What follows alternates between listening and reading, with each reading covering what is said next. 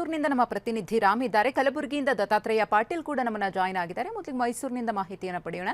ರಾಮ್, ಮೈಸೂರಿನಲ್ಲಿ ಎಷ್ಟು ಪರೀಕ್ಷಾ ಕೇಂದ್ರಗಳನ್ನು ಸ್ಥಾಪನೆ ಮಾಡಲಾಗಿದೆ? ಸದ್ಯಕ್ಕೆ ಅಂತಿಮ ಹಂತದ ಸಿದ್ಧತೆಗಳು ಅಲ್ಲಿ ಹೇಗೆ ನಡೀತಾ ಇದೆ? ಅಭ್ಯರ್ಥಿಗಳೆಲ್ಲರೂ ಕೂಡ ಈಗಾಗಲೇ ಪರೀಕ್ಷಾ ಕೇಂದ್ರಗಳತ್ತ ಬಂದಿದ್ದಾರೆ.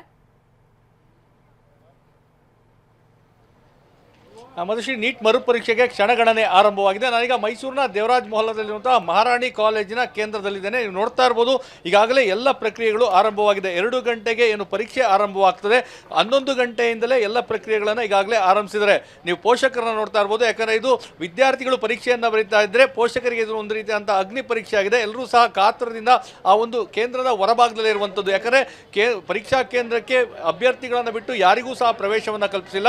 ಸ್ಥಳೀಯ ಪೊಲೀಸರು ಇಲ್ಲಿ ಸ್ಥಳದಲ್ಲಿ ಮೊಕ್ಕಾಮನ್ನು ಹೂಡಿ ಯಾರು ಪರೀಕ್ಷಾರ್ಥಿಗಳಿದ್ದಾರೆ ಅವರನ್ನು ಮಾತ್ರ ಒಳಗೆ ಬಿಡುವಂಥ ಕೆಲಸವನ್ನು ಮಾಡ್ತಾ ಇದ್ದಾರೆ. ಎರಡೂ ಕಡೆಗಳು ಬ್ಯಾರಿಕೇಡನ್ನು ಹಾಕಿ ಪೋಷಕರನ್ನ ಇಲ್ಲಿ ಇರಿಸುವಂಥ ಕೆಲಸವನ್ನು ಮಾಡ್ತಾರೆ. ಮತ್ತು ಎರಡನೇ ಹಂತ, ಒಳಗೆ ಬಂದಂತಹ ವಿದ್ಯಾರ್ಥಿಗಳಿಗೆ ಅವರ ರಿಜಿಸ್ಟ್ರೇಷನ್ ನಂಬರ್ ಏನಿದೆ, ಯಾವ ಕೊಠಡಿಯಲ್ಲಿ ಅವರು ಹೋಗಿ ಪರೀಕ್ಷೆಯನ್ನು ಬರೀಬೇಕು, ಇದರ ಬಗ್ಗೆ ಸೂಚನಾ ಫಲಕವನ್ನು ನೀಡಲಾಗಿದೆ. ಸೊ ನೀವು ವಿದ್ಯಾರ್ಥಿಗಳನ್ನ ನೋಡ್ತಾ ಇರ್ಬೋದು, ಅವರ ಕೈಯಲ್ಲಿ ಹಿಡಿದಿರುವಂತಹ ರಿಜಿಸ್ಟ್ರೇಷನ್ ನಂಬರ್ನ ನೋಡಿಕೊಂಡು ಯಾವ ಕೊಠಡಿಗೆ ಅವರು ತೆರಳಬೇಕು ಅಂತೇಳಿ ಇಲ್ಲಿಂದ ಅವರು ಅದನ್ನು ತೆಗೆದುಕೊಂಡು ನಂತರ ಈ ಒಂದು ಭಾಗದಲ್ಲಿ ಏನಿದೆ ಬಯೋಮೆಟ್ರಿಕ್ ವೆರಿಫಿಕೇಷನ್ ಏನಾಗಬೇಕು.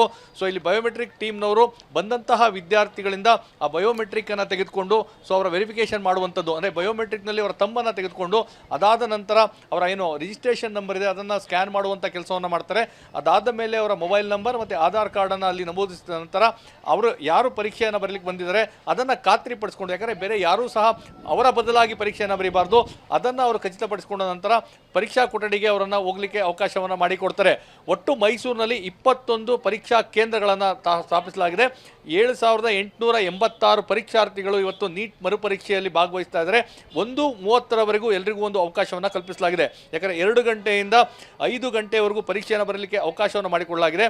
ಬೆಳಗ್ಗೆ 11 ಗಂಟೆಯಿಂದಲೂ ಈ ಒಂದು ಪರೀಕ್ಷಾ ಪ್ರಕ್ರಿಯೆ ಆರಂಭವಾಗಿದೆ. ಮತ್ತು ಯಾಕಂದರೆ ಈ ಹಿಂದೆ ಆದಂತಹ ಎಡವಟ್ಟುಗಳು ಯಾವುದೂ ಸಹ ಆಗಬಾರ್ದು, ಎಲ್ಲೂ ಲೋಪದೋಷಗಳಾಗಬಾರ್ದು ಅಂತೇಳಿ ನೀವು ನೋಡ್ತಾ ಇರ್ಬೋದು, ಸ್ಥಳೀಯ ಪೊಲೀಸರ ಸಹಾಯದಿಂದ ಎಲ್ಲ ಅಗತ್ಯ ಕ್ರಮಗಳನ್ನು ಕೈಗೊಳ್ಳಲಾಗಿದೆ. ಸಬ್ ಇನ್ಸ್ಪೆಕ್ಟರ್ ಇರ್ಬೋದು ಅಥವಾ ಪೊಲೀಸ್ ಕಾನ್ಸ್ಟೇಬಲ್ಗಳಿರ್ಬೋದು, ಬರುವಂತಹ ವಿದ್ಯಾರ್ಥಿಗಳ ಪರಿಶೀಲನೆ ಮಾಡಿ, ಅಂದರೆ ಮೆಟಲ್ ಡಿಟೆಕ್ಟರ್ನಿಂದ ಪರಿಶೀಲನೆ ಮಾಡಿ ಎಲ್ಲವನ್ನೂ ಸಹ ಏನು ನಿಯಮಗಳನ್ನು ಈಗಾಗಲೇ ಅಳವಡಿಸಲಾಗಿದೆ ಆ ನಿಯಮಗಳನ್ನು ಪಾಲಿಸಲೇಬೇಕು. ಕಡ್ಡಾಯವಾಗಿ ಎಲ್ಲರೂ ಸಹ ಪರೀಕ್ಷಾ ಕೇಂದ್ರಕ್ಕೆ ಹೋಗುವ ಮುನ್ನ ತಪಾಸಣೆಗೆ ಒಳಪಡಬೇಕು. ಎಲ್ಲ ರೀತಿಯಾದಂಥ ಸಿದ್ಧತೆಗಳು ಆಗ್ತದೆ. ಖಂಡಿತವಾಗಿಯೂ ಎಲ್ಲರಲ್ಲೂ ಒಂದು ಆತಂಕ ಇದೆ. ಯಾಕಂದರೆ ಕಳೆದ ಬಾರಿ ಪರೀಕ್ಷೆಯನ್ನು ಅಷ್ಟೊಂದು ನೀಟಾಗಿ ಮಾಡಿದರೂ ಸಹ ಎಲ್ಲೋ ಒಂದು ಕಡೆ ಆದಂತಹ ಎಡವಟ್ಟುಗಳು ಮತ್ತೊಮ್ಮೆ ಪರೀಕ್ಷೆಯನ್ನು ಬರೀಬೇಕಾದಂತಹ ಪರಿಸ್ಥಿತಿಯನ್ನು ತಂದುಕೊಡ್ತು. ಹೀಗಾಗಿ ಈ ಬಾರಿ ಯಾವುದೇ ರೀತಿಯಂಥ ಲೋಪದೋಷಗಳಿಗೆ ಅವಕಾಶವನ್ನು ಮಾಡಿಕೊಡಬಾರ್ದು. ಎಲ್ಲವೂ ಸಹ ಸುಸಜ್ಜಿತವಾಗಿ ಮತ್ತು ಎಲ್ಲವೂ ಸಹ ನೀಟಾಗಿ ಆಗಬೇಕು ಅನ್ನೋ ಕಾರಣಕ್ಕಾಗಿ ಬೇಕಾದಂಥ ಎಲ್ಲ ವ್ಯವಸ್ಥೆಗಳನ್ನು ಸಹ ಜಿಲ್ಲಾಡಳಿತ ಮಾಡಿಕೊಂಡಿದೆ. ಸೊ ಹೀಗಾಗಿಯೇ ಮತ್ತೆ ನೀವು ಹೊರಗಡೆ ನೋಡ್ತಾ ಇರ್ಬೋದು, ಇರುವಂತಹ ಪೋಷಕರು ಬಹುಶಃ ಇವರು ಏನು 2 ಗಂಟೆಗೆ ಪರೀಕ್ಷೆ ಆರಂಭವಾಗ್ತದೆ, 5 ಗಂಟೆವರೆಗೂ ಸಹ ಎಲ್ಲರೂ ಇಲ್ಲೇ ಇದ್ದು ಮತ್ತೆ ತಮ್ಮ ಮಕ್ಕಳನ್ನ ವಾಪಸ್ ಕರ್ಕೊಳ್ಳುವಂಥ ಕೆಲಸ ಆಗ್ತಾರೆ. ಹೀಗಾಗಿ ಮೈಸೂರಿನಲ್ಲೂ ಸಹ 20 ಎಸ್ ರಾಮ್, ಧನ್ಯವಾದ ತಮ್ಮ ಮಾಹಿತಿಗಾಗಿ. ದತ್ತಾತ್ರೇಯ, ನಿಮ್ಮಿಂದ ಮಾಹಿತಿಯನ್ನು ಪಡಿತೀನಿ.